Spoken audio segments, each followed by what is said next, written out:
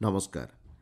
आकाशवाणी कटक आंचलिक संवाद पढ़ुछंती मलय रंजन मिश्र। मुख्य संवाद प्रकृति अनुकूल जीवनशैली भारतीय संस्कृतिर एक वैशिष्ट्य बोली कहिले राष्ट्रपति। सांसदों दरमा दैनिक भत्ता एवं पेंशन परिमाण वृद्धि कले केन्द्र सरकार। राज्य में एपर्यंत 24 लाख ऊर्ध्व हिताधिकारी पीएम आवास योजना अधीन पंजीकरण करिसेंति सूचना देले पंचायती राज मंत्री। एवं अपरिवर्तित रहिला विद्युत दर डिजिटल पेमेंट रे 4% रिहाती पूर्व भली बलवत्तर रहिछि बोली सूचना देले ओईआरसी सचिव। प्रकृति अनुकूल जीवनशैली भारतीय संस्कृतिर एक वैशिष्ट्य बोली राष्ट्रपति द्रौपदी मुर्मू कहिछंती।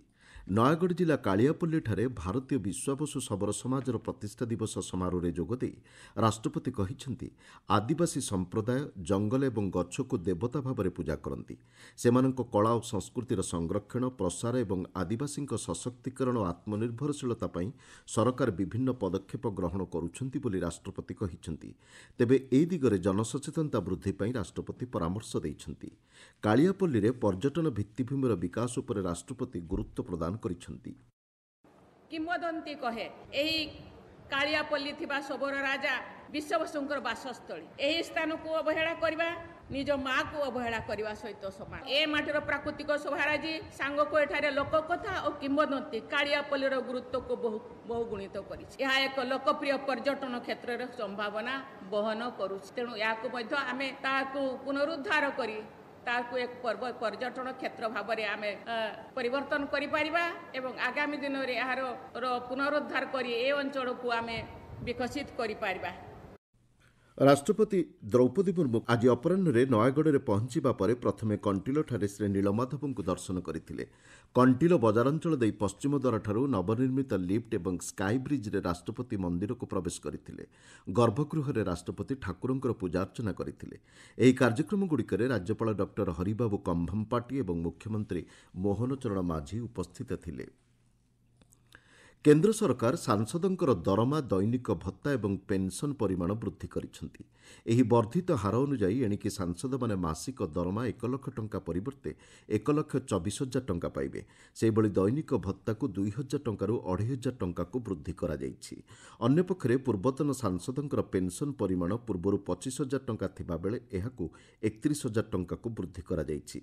एही वर्धित हार 2023 मसीहा एप्रिल पहिलारु पिछिला भावे लागू कराजिबो बोली केन्द्र सरकार पक्षर जारी करा विज्ञप्ति स्पष्ट करा जाइछि।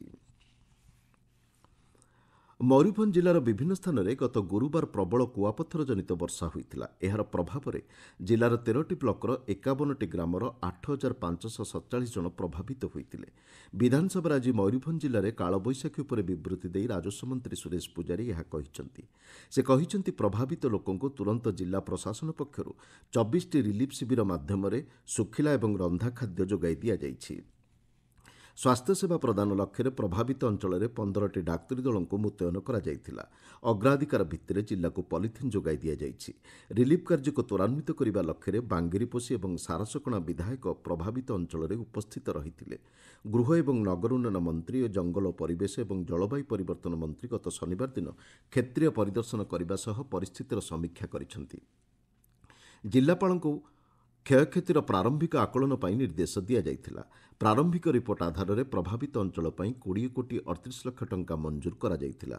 मंत्री श्री पूजारी गृह सूचना दे कहते गतकाली से मयूरभंज जिला गस्तर जाई विशेष प्रभावित बिशोई और बांगिरीपोषी ब्लॉकर विभिन्न अंचल परिदर्शन करते। प्राथमिक आकलन अनुसार 3,514टी बासगृह क्षतिग्रस्त होता बेले 442 हेक्टर जमीन फसल नष्ट होता मंत्री श्री पूजारी कहते। क्षयक्षतिर पूर्णांग आकलन पर परवर्ती पदक्षेप ग्रहण कराजिबो बोली से सूचना दैछंती। सूचनायोग्य बजेट अधिवेशन एकादश दिन में विरोधी हट्टगोल जोगु पूर्वाह्न गृह कार्य बाधाप्राप्त होइथिला। आपण माने आंचलिक संवाद शुणुछंती आकाशवाणी कटक केन्द्रରୁ। ରାଜ୍ୟରେ ଏପର୍ଯ୍ୟନ୍ତ 24,22,711 ଜଣ ପିଏମ୍ ଆବାସ ଯୋଜନା ଅଧୀନରେ ପଞ୍ଜୀକରଣ କରିଛନ୍ତି ବୋଲି ପଞ୍ଚାୟତ ରାଜ ମନ୍ତ୍ରୀ ରବିନାରାୟଣ ନାୟକ ବିଧାନସଭାରେ ସୂଚନା ଦେଇଛନ୍ତି। ସେ କହିଛନ୍ତି ଏହି ଯୋଜନା ଅଧୀନରେ ଆବାସ ଯୋଗାଣରେ ପାତର ଅନ୍ତର ହେବ ନାହିଁ। ତେବେ କିଛି ହିତାଧିକାରୀ ବାଦ୍ ପଡ଼ିଥିବା ସଂକ୍ରାନ୍ତ ଅଭିଯୋଗ ଉପରେ ଉତ୍ତର ଦେଇ ମନ୍ତ୍ରୀ ଶ୍ରୀ ନାୟକ କହିଛନ୍ତି, ଜିଲ୍ଲାପାଳ ଏବଂ ସିଡିଓଙ୍କ ପାଖରେ ଏନେଇ ଲିଖିତ ଅଭିଯୋଗ ଦାଖଲ କରିବାକୁ ପଡ଼ିବ। ଏହି ଯୋଜନାର ଯୋଗ୍ୟ ହିତାଧିକାରୀ ବାଦ୍ ପଡ଼ିଲେ ସର୍ଭେ ଅଧିକାରୀଙ୍କ ବିରୋଧରେ କାର୍ଯ୍ୟାନୁଷ୍ଠାନ ଗ୍ରହଣ କରାଯିବ ବୋଲି ସେ କହିଛନ୍ତି।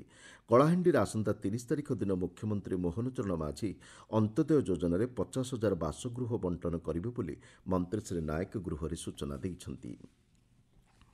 ରାଜ୍ୟର ସରକାରୀ ଡାକ୍ତରଖାନାଗୁଡ଼ିକରେ 5,175ଟି ଡାକ୍ତର ପଦବୀ ଖାଲି ପଡ଼ିଛି।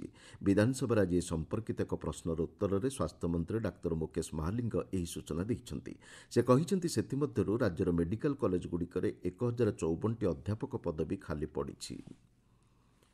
ଚଳିତ ବର୍ଷ ରାଜ୍ୟରେ 20,904ଟି ନୂଆ ନଳକୂପ ଖନନ କରାଯିବ ବୋଲି ପଞ୍ଚାୟତରାଜ ମନ୍ତ୍ରୀ ରବିନାରାୟଣ ନାୟକ ବିଧାନସଭାରେ ସୂଚନା ଦେଇଛନ୍ତି। ଗ୍ରୀଷ୍ମରେ ଜଳସଙ୍କଟ ପରିସ୍ଥିତିକୁ ଦୃଷ୍ଟିରେ ରଖି ସରକାର ଏହି ନିଷ୍ପତ୍ତି ଗ୍ରହଣ କରିଛନ୍ତି।